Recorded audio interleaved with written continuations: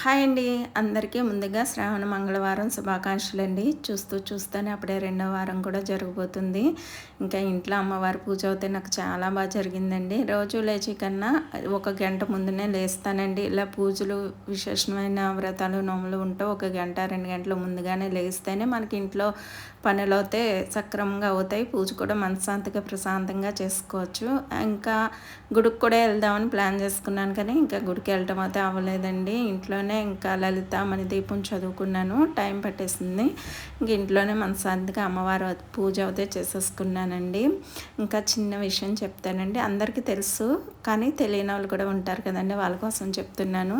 నేను పూజా ద్రవ్యాల్లో ఎక్కువగా జవ్వాదును, పచ్చకర్పూరం వాడతానండి. అంటే పూజా దీపారాధన కుందుల్లో జవ్వాదు, పచ్చకర్పూరం వేస్తానమాట. చాలా మంచి స్మెల్ వస్తుంది. ఇల్లంతా పాజిటివ్ ఎనర్జీ, గుడిలో ఉన్న అంత ఫీలింగ్ ఉన్నదా అనిపిస్తుందండి. ఇంకా ఈ రెండిటిని అయితే కంపల్సరీ వాడతాను. పువ్వుల్లోని ఇంకా కుంకుమ అమ్మవారికి కుంకుమార్చన చేసుకుంటాం కదండి, అలాంటప్పుడు పచ్చకర్పూరం, జవ్వాదు కూడా కలుపుకొని చేసుకుంటే చాలా మంచిదండి. ఇంకా చాలా బాగుంటుంది కూడా, మనసుకు కూడా చాలా ప్రశాంతత. ఆ రోజు ఇల్లంతా కూడా మంచి పాజిటివ్ ఎనర్జీతో ఉంటుందండి.